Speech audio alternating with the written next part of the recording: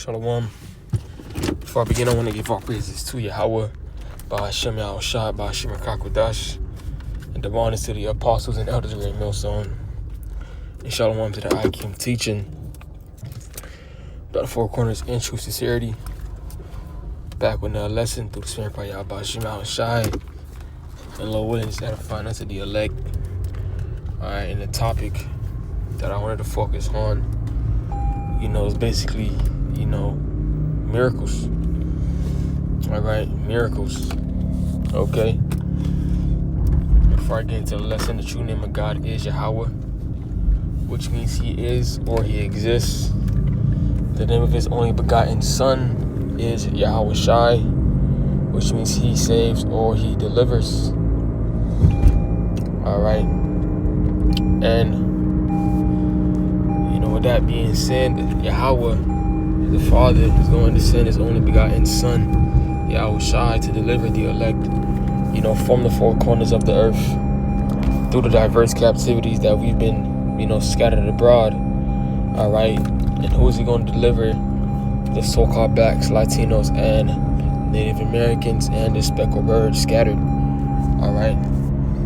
We're living in times of great prophecy, coming to pass. All right, the Lord is making, moves, right? And, with those moves, all right, there's going to be a lot of, judgment and hell going on, all right, throughout the four corners of the earth.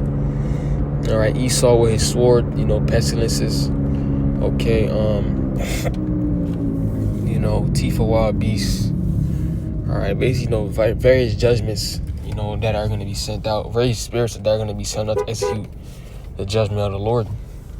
All right, but within those things, there's going to be a trial period, for us, a test, all right, to see, who was part of the elect or not. All right, the trial of our faith being more precious than gold, if you're paraphrasing. See, we are going to be tested. All right. And within that test, within that fire, is going to prove whether you are a man of God or not. All right, this is 2nd Esdras 16. And starting at 7, he says, "For there shall be in every place and in the next cities a great insurrection upon those that fear the Lord." So a great uprising against the men of Yahweh Ba'ashem Yahushua. All right, because the narrative has already been pushed out that we are, anti-Sem, that we are, a hate group, black Hebrew Israelites, we're extremists and etc. All right, so when that time comes, it's going to be a great uprising, right? Because, people already know Esau that are been known, but now it's like the hate has grown, all right, and the scoffing has grown as well, all right. So when that time comes, when Esau, demonizes us on the news and etc., because that's how the things this is how things go. All right, the prophets of Yahweh Ba'ashem Yahushua, the prophets of God, right? They were put basically on display, the hate, right? They come up against, right? Not really knowing the truth, but really doing that to just hatred of, our people being exposed. So it's going to be easy, when Esau say all manner of things against us, because this world is purely wicked. The scriptures say that, we have become their enemy. It says, "I've become their enemy because I tell you the truth." And that's exactly in the stead that we're in. We have become the enemy to our people because it is truth, right? And it says, continuing on, it says, "There shall be like madmen, sparing none, but still spoiling and destroying those that fear the Lord. For they shall waste and take away their goods and cast them out of their houses." Who's going to be, all right, that madman in these times? Esau, Edom. All right, because we're not going to be the ones bowing down, all right, to this, to his, new world order, all right, because there is a new world order in play, to merge man with machine and ultimately have everybody chipped up so they can be under one system, and Esau, Edom can have, full, dominion, all right, over everyone. So he will know what you're doing, will know what you're about to do, know your complete schedule. There will be no freedom. There will be no privacy in the world that Esau Edom, wants to create. Right? But it says,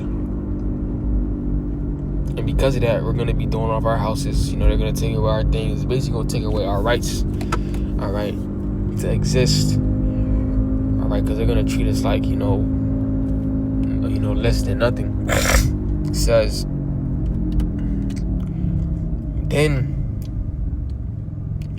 then shall they be known who are my chosen, and they shall be tried as gold in the fire. So as I was saying, that time is going to be a time of testing, all right,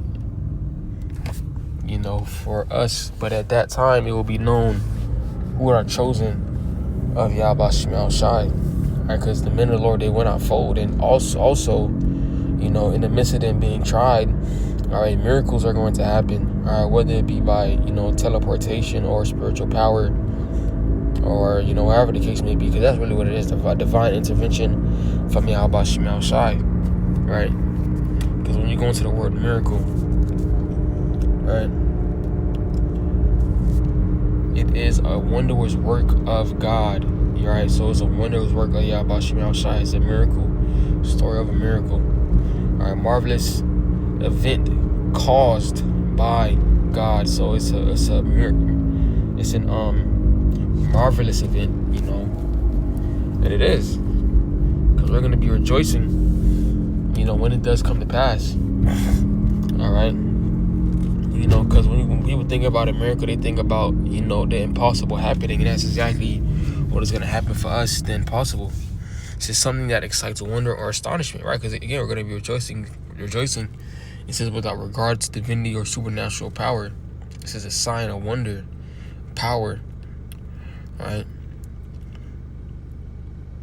And the definition says, supernatural phenomenon, a surprising and welcome event that is not explicable by natural or scientific laws, or is therefore considered to be the work of divine agency. Right, so even, when you let's think about it like with the chariots, right? How, these scientists say it defies the laws, of physics. All right, that's the realm of Yahweh Shemel Shai defines, natural or scientific laws. Because at the end of the day, who created these natural and scientific laws that nature abides by? All right, Yahweh Shemel Shai. So it's easy for him it's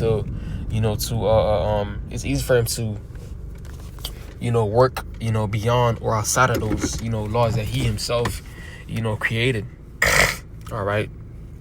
He's outside of that. He's omnipotent, like the scriptures say. So when people see, us eating in times of famine, us laughing and rejoicing in the times of famine, all right, it's only going to be by, miraculous things happening to us. All right. And the Lord has always done miraculous things, for the nation of Israel. And that's why these nations feared us, so much, and why they still fear, even now, all right, because they know that, once the Israelites are aligned with Yahweh Shemel Shai, there's nothing that they can, do, because Esau is a carnal man. He thinks carnally. He thinks with, natural or scientific laws. Like, he's not, supposed to be able to do that, but, what the Lord is about to do with us is going to be, amazing, right? This is Acts, 1 and starting at 6, it says, when therefore they were come together, they asked him, saying, Lord, wilt thou at this time restore again the kingdom to Israel? So the times that we coming into, let me break it down. The disciples are basically, asking Yahushua, is he going to restore the kingdom of Israel in that time?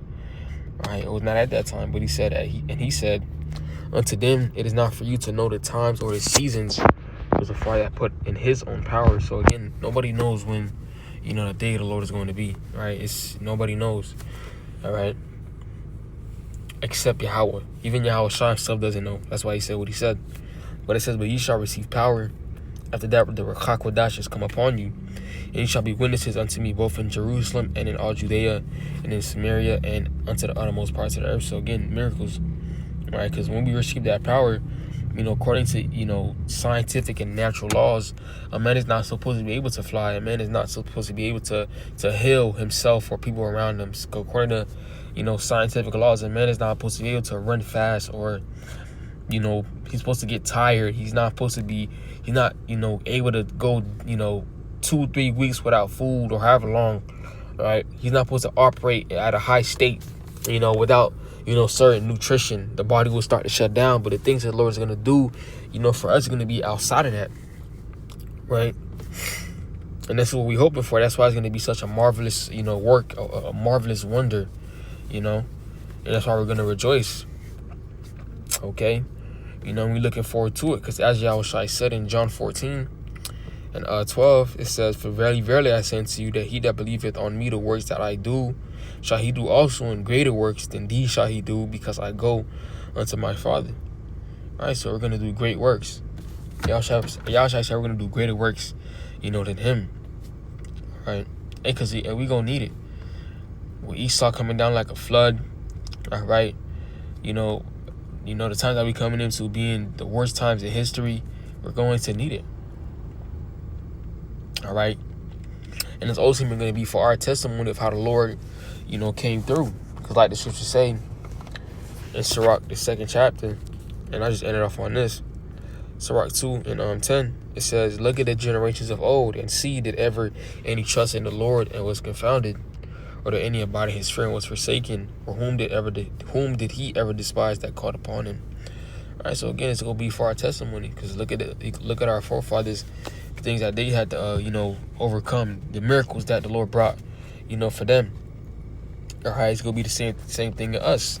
Look at the generations, of the men of the Lord, in Babylon, how Ira did this, how he was able to, disappear, or how the brother of war was able to, fly, or the brother Kobar was able to, fight, 100 troops or 5,000 troops, however long, how the brother Uriah was able to, stop time froze, things like that. All right, and these are just little things, but the Lord's about to really far exceed. Or how the brother, Uriah was able to, shoot, lasers, out his hands, or lasers out his eyes, or, the brother was able to, think about something else, call forth fire from heaven like Elijah did, right? The list goes on and on, all right? Each brother's going to have their own testimony how the Lord came through, hence the miracles, all right? But hey, with that low in his lesson was edifying.